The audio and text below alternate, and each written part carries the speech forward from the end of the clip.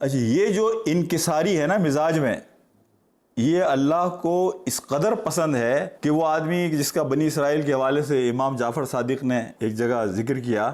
کہ بنی اسرائیل کا ایک واقعہ ہے کہ ایک آدمی نے 20 سال عبادت کی اللہ کی. 20 سال عبادت کرنے کے بعد، اچھا بنی اسرائیل کے اندر ایک آپ کے علم میں ہوگی یہ بات کہ ان کا ایک طریقہ تھا کہ جب وہ قربانی کرتے تھے تو ان کی قربانی اسی وقت اٹھا لی جاتی تھی. جس کی قربانی اٹھا لی گئی اس کا مطلب یہ ہوا کہ اس کی قربانی قبول ہو گئی، اور جس کی قربانی وہیں پڑی رہی وہ قبول نہیں ہوئی. لوگوں نے کہا بھائی سب قربانی کرتے ہیں، دیکھیں کس کی قربانی اللہ کے یہاں قبول ہوتی ہے. وہ جس نے 20 سال اللہ کی عبادت کی تھی اس کی قربانی قبول نہیں ہوئی، لیکن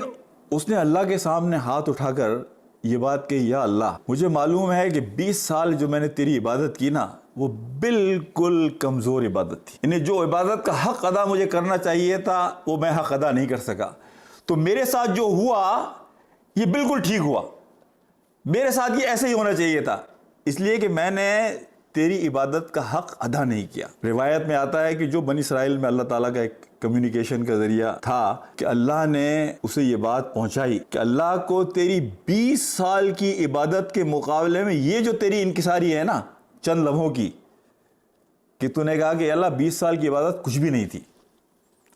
واقعتاً میں اسی کا حقدار تھا جو آج میرے ساتھ ہوا ہے. یہ جو تیرے چند جملے ہیں چند لمحوں کے، یہ تیری 20 سال کی عبادت پر بھاری ہیں.